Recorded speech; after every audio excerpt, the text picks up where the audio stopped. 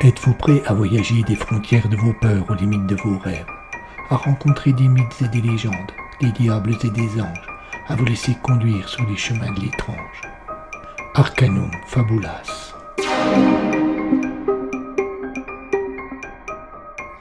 Saison 2.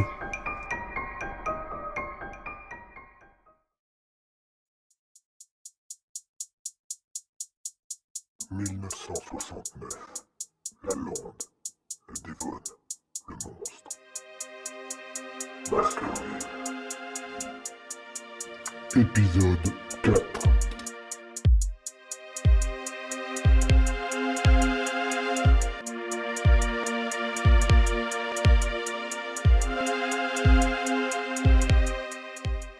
Bien que Henri de Baskerville ait gardé toutes les caractéristiques des nobles anglais, allure fière, tenue stricte, charisme discret, galanterie et savoir-vivre sans faille, il se sentait bien éloigné de sa nation d'origine qu'il trouvait trop vieillotte à son goût. Il était pressé de retourner aux États-Unis, de retrouver l'animation si particulière et si unique de la ville qui ne dort jamais.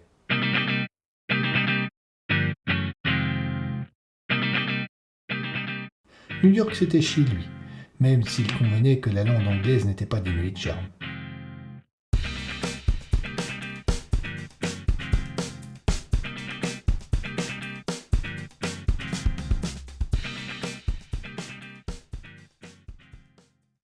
Il consacrait donc ses journées à mettre en ordre les documents de son oncle, à gérer la succession, pressé de liquider l'ensemble et de partir. Il ne s'était pas ouvert de ses projets à son entourage, et il sentait bien que certains l'imaginaient revenu au pays pour prendre le relais de Sir Charles et assurer la continuité du domaine. Il serait bien assez tôt, le moment venu, de révéler ses véritables projets. La famille Baskerville possédait de nombreuses terres au sud de Princeton, et Henry était occupé à en faire l'inventaire lorsque Madame Barrymore frappa à la porte de son bureau. « Entrez !»« Monsieur, dit-elle une fois qu'il eut été invité à entrer, Madame Lemon est ici, elle souhaite vous parler. »« Oh non !» s'exclama Sir Henry maladroit dans la retenue de son agacement. « Pas encore elle. J'avais demandé à ce qu'on ne me dérange pas. Je suis navré, sœur, mais elle a insisté, et bien que j'ai tenté de vous éviter cela, elle a pris possession du grand salon et vous y attend de pied ferme. Cette fois, tant pis pour les bonnes manières, déclara Baskerville en se levant, telle une armée prête au combat. Il sortit du bureau et se dirigea vers le grand salon, suivi par une Élisa ravie à l'idée de voir Madame Lemon recevoir enfin ses 4 vérités.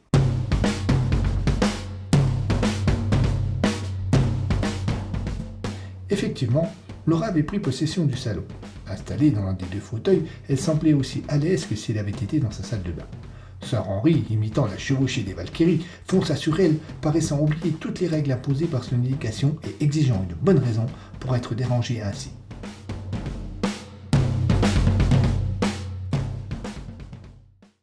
Mais, fort habile, comme à son habitude, l'importune parvint à retourner la situation. Après un bien moyen « Je vous en prie, appelez-moi Laura », elle entra dans le vif du sujet.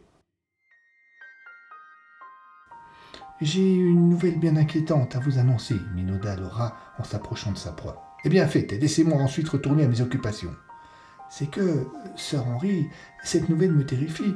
Vous savez que je vis seul, et ma maison est isolée, alors...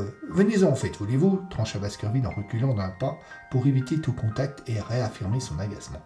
« Figurez-vous qu'un prisonnier s'est évadé de Princeton, et, à ce que l'on dit, il se cache sur la lande. » Elle s'approcha de nouveau du lord, et faisant fi de ses remarques, elle expliqua sa peur de se retrouver face à face avec ce criminel dangereux qu'elle qualifia un peu rapidement d'assassin. Et dans un numéro digne de l'acteur studio, elle lâcha son nom comme un coup de grâce. Selden. L'effet théâtral fut cassé par un bruit de verre brisé. Madame Barrymore avait lâché un bibelot qu'elle avait dans la main. Maladresse, sabotage, toujours est-il que cela détourna l'attention du lord. La gouvernante s'excusa. Un second élément atténua la dramaturgie de la scène. Sir Henry n'avait pas la moindre idée de qui était Selden. « Il s'en est pris à plusieurs jeunes femmes, » affirma de nouveau Laura. « Oh, vous ne risquez rien, » répondit Sir Henry sans réfléchir. Il réalisa bien vite sa maladresse, mais en cherchant à s'expliquer puis à s'excuser, il remit Laura en position d'attaque. Elle eut beau rôle, juste après avoir joué les outrés, de se parer du costume de la compréhension et du pardon, et c'est facilement qu'elle glissa sa demande. Apeurée par la présence d'un criminel sur la lande, elle quémandait l'hospitalité pour la nuit. Sir Henry eut bien du mal à camoufler sa gêne. Lancé à 1000 km/h, son cerveau cherchait une excuse polie pour refuser. C'est que j'accueille déjà 2 amis et... Oh, votre château est immense, je ne prendrai pas beaucoup de place, et la présence de vos amis évitera que l'on jase au village, coupa Laura en s'approchant de Baskerville en minaudant.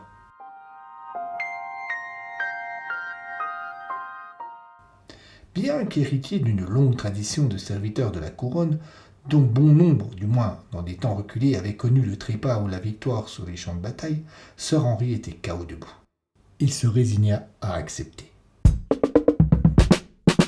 Lorsque Madame Lemon eut pris congé pour aller chercher quelques affaires pour la nuit, le jeune lord dut affronter le courroux de sa gouvernante qui, déçue de le voir perdre la bataille, lui dit sans hésiter tout le mal qu'elle pensait de Laura. « Vous avez peut-être raison, répondit Sir Henry, mais il est de coutume que le châtelain de Baskerville accorde sa protection aux habitants de la lande. Disons que nous faisons que respecter les traditions. » Il vit bien que son argument n'avait pas convaincu Madame Barrymore. Peu importe, il la laissa suffisamment silencieuse pour qu'il puisse rompre et retourner à ses classements.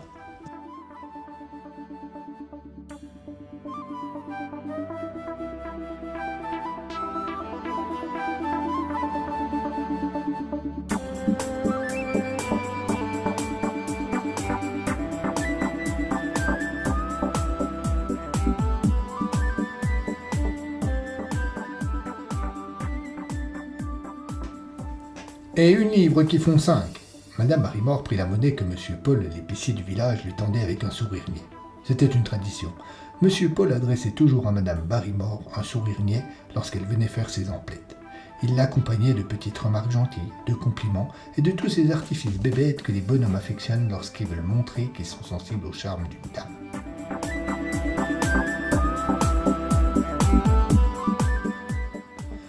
Mais d'ordinaire, Elisa n'était pas en reste. Elle clignait des yeux à chaque sourire, baissait la tête, gênait à chaque remarque, rougissait à tous les compliments et jouait de toutes ces minauderies que les bonnes femmes utilisent lorsqu'elles veulent répondre positivement aux artifices d'un prétendant.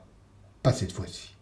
Ce jour-là, elle garda le visage fermé, ne fit aucun sourire et rangea rapidement les pièces dans son panier, d'où dépassaient 2 têtes de poireaux. Elle grommela un vague merci, un rapide au revoir, et partit sans se retourner, n'ayant à aucun moment l'occasion de lire le désarroi qui avait du domicile sur le visage de l'épicier.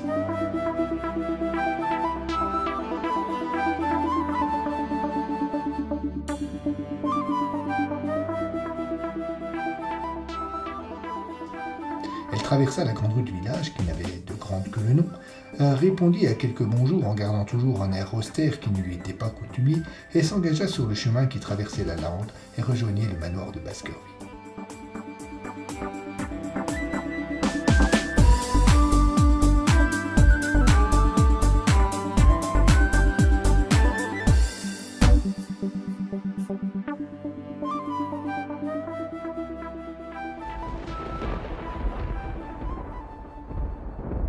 Le ciel était bas, la pluie menaçait et on avait entendu quelques grondements de tonnerre éloignés en début de matinée.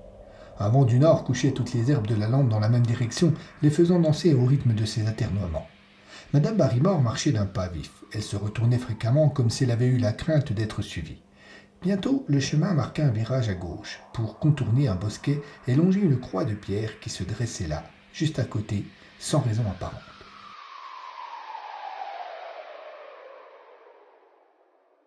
Elisa s'arrêta. De nouveau, elle regarda derrière elle, et s'étant assurée qu'il n'y avait personne, elle quitta le chemin.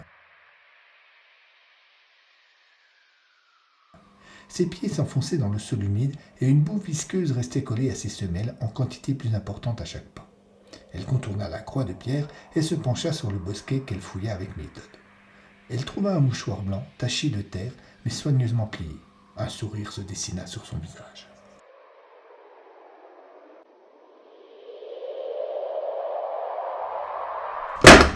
Comme elle allait déplier sa trouvaille, un bruit la fit sursauter. Elle se retourna et découvrit là une jeune fille d'une dizaine d'années, aux grands yeux noisettes et au visage fin, emmitouflée dans un duffel-coat rouge à peine ajusté et coiffée d'un gros bonnet rayé terminé par un pompon. En dissimulant bien mal sa surprise, Madame Barrymore glissa rapidement le mouchoir dans sa poche comme s'il s'était agi d'un trésor qui était capital que personne ne vit. Puis elle demanda en feignant l'innocence « Qu'est-ce que tu fais là ?» Et vous répondit la gamine sans que son ton ne permît de savoir s'il s'agissait de curiosité ou d'insolence. Rien. Ah, moi non plus.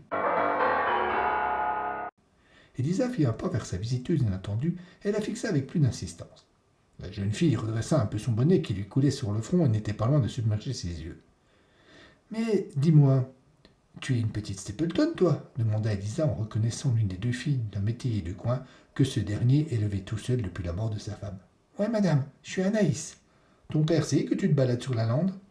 Il n'est pas là, mon père, pour plusieurs jours. C'est ma grande sœur qui s'occupe de moi. Elle a 20 ans. Et où est-elle, ta grande sœur de 20 ans? Anaïs remonta encore une fois son bonnet, qui attaquait de nouveau ses sourcils après avoir reconquis son front à une vitesse incroyable. Elle afficha un sourire amusé, se pencha un peu en avant, mit sa main pour cacher sa bouche, comme si elle craignait que quelqu'un ne lise sur ses lèvres, et à voix basse, sur le ton de la confidence, expliqua. Ben justement, je la cherche. Elle est partie ce matin assez tôt. Elle croyait que je dormais encore, mais non. Moi, j'ai essayé de la suivre, mais une fois de plus, elle m'a semé. Et elle te laisse souvent seule ainsi? Oui, enchaîna la gamine de nouveau sur un ton normal. Mais ce n'est pas grave, je me débrouille. De toute façon, je sais qu'elle sera là pour midi. Elle jeta un regard circulaire rapide, plus par jeu que pour vérifier une autre présence, et affirma péremptoire. Je crois qu'elle a un amoureux. Élisa ria et lui conseilla toutefois de rentrer chez elle. Anaïs fit oui de la tête par politesse, mais la gouvernante lut dans ses yeux qu'il n'en ferait rien. Les Stapleton étaient des cabochards. Leur réputation n'était plus à faire, et la cadette de la famille n'y dérogeait point. De nouveau seule, Élisa sortit le mouchoir de sa poche. Elle le déplia et y trouva ce qu'elle était venue chercher. Elle allait devoir être prudente.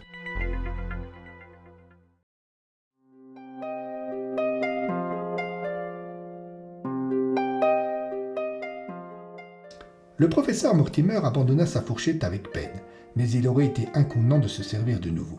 Il regarda avec tristesse briller le fond de son assiette.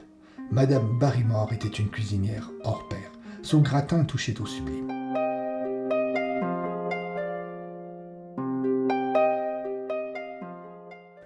Il fallut l'interpellation de Sir Henry pour que le cerveau du vieux professeur écarte l'estomac et reprenne le contrôle du bonhomme.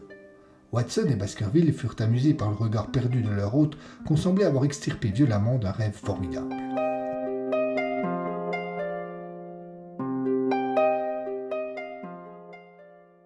« Si cela vous fait plaisir, professeur, vous pouvez en reprendre, » déclara Sir Henry en désignant le plat posé au milieu de la table. « Non, je vous remercie, cela va aller, » mentit Mortimer, contraint par sa bonne éducation. Baskerville acquiesça, fit servir à ses deux invités un digestif et les invita à passer dans le salon.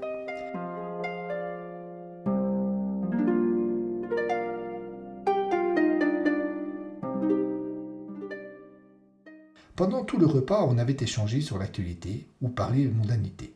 Sir Henry pensa que le moment était venu de parler de l'affaire. Il chercha à obtenir le soutien de Watson en le prenant à témoin.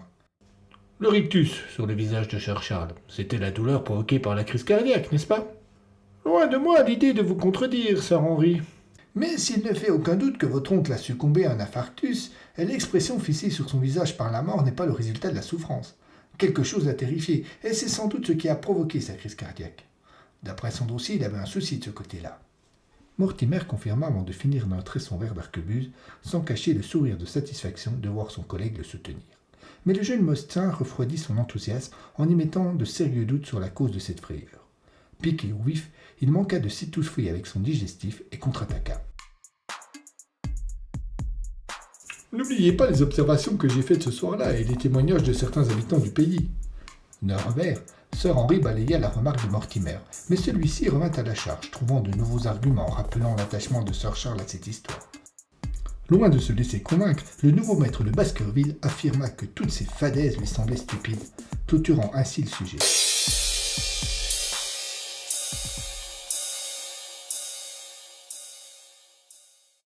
Le malaise qui s'installa alors entre les deux hommes était palpable.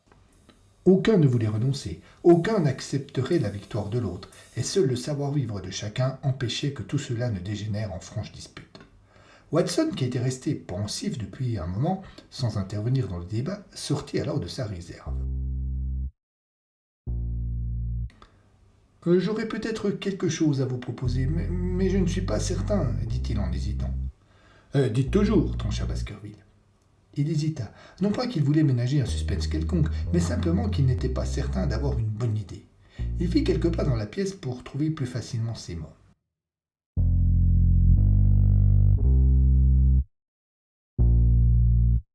J'ai parmi mes patients un ancien policier qui souffre d'une névrose un peu étrange qui fait de lui un être particulièrement anxieux et stressé. Parfois, les choses les plus banales comme l'orage, les rats ou l'obscurité totale le plongent dans un état d'angoisse incompréhensible qui lui fait perdre tous ses moyens, à tel point qu'il a dû quitter son travail. Pour essayer de vaincre ses peurs, le bonhomme a développé une sorte de sixième sens, un esprit d'observation et d'analyse impressionnante. Il se passionne toujours pour les crimes et je l'ai vu encore récemment résoudre des affaires quelques jours avant ses anciens collègues, juste en analysant avec minutie des articles de presse pour peu que ces derniers soient suffisamment détaillés. Mortimer fit immédiatement ce qu'envisageait son collègue. Cela déclencha chez lui une nouvelle vague d'enthousiasme. Quant à Sir Henry, il se détendit à la pensée que quelqu'un vienne enquêter sur cette affaire de légende et en démonte l'absurdité. Car c'était bien là l'idée de Watson. Faire venir son patient pour lui faire chercher la vérité. « Et comment s'appelle votre homme » demanda Baskerville, de plus en plus intéressé par le projet. « Holmes, Sherlock Holmes. »